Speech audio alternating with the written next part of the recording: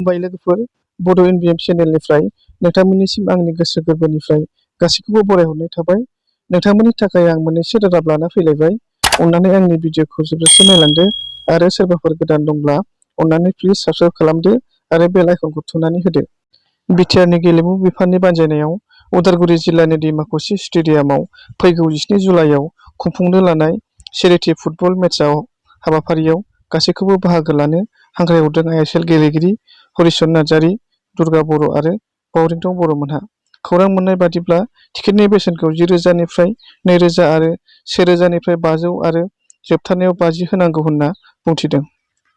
भारतनि राजथावनि दिल्लीयाव सासे बर' आइजोनि गोथै देहा मोननाय जादों। जिउ गोमानाय आइजोखौ गलाघाट जिल्लानि धनसिरि महकुमानि सिङाव थानाय बरसावफोथार गामिनि थागिबि होनना मिथिनाय जादों। बे जिउ गोमानाय आइजोनि मुङा पिंकि बर'। दिल्लीयाव पिंकि बर'आ खामानि मावनो थाहैदोंमोन।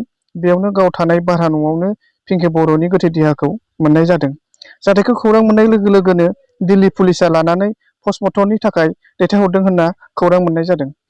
भारतनि गोदानै थिसनजानाय director of intelligence bureau' Tapan Deka IPS अफिसारखौ गोदान दिल्लीयाव थांनानै बरायहैदों दिपेन बर'जों लोगोसे एबसुनि गाहाय नेहाथारि खनीन्द्र बसुमतारी, एनडिएफबिनि प्रग्रेसिभ बारग' गाहाय नेहाथारि एस सानजारां आरो एमसिएलए सन्जय सर्गियारी मोनहा। आरो आइपिएस तपन डेकाखौ बरायहैनायजों लोगोसे बिटिआर गोरोबथानि मावफुंजायै दफाफोरखौ लानानै आइपिएस अफिसार तपन डेकायानो गोसोखां बिलाइ गथायदों होनना फोरमायदों दिपेन बर'आ। समबार खालि इउनाइटेड नेशनआ दिहुननो हानाय मोनसे रिपर्टनि बादिब्ला भारतआ फैगौ 2023 मायथाइयाव बुहुमनि मादाव बयनिख्रुइ बांसिन सुबुं अनजिमा थानाय हादर जागोन। दानि बांसिन सुबुं अनजिमा थानाय चीनखौ बारगोन भारत हादरा।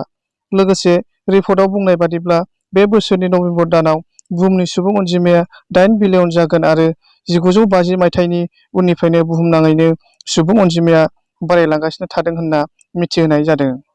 दिनैनि भिडिअआ एसेनोसै। गाबोन आरोबाव गोदान भिडिअजों लोगो मोनफिनगोन। आरो नोंथांमोना दासिमबो आंनि चेनेलखौ साबस्क्राइब खालामनानै लायाखैब्ला अननानै प्लिज साबस्क्राइब खालामदो। जै बर' हारिनि जै।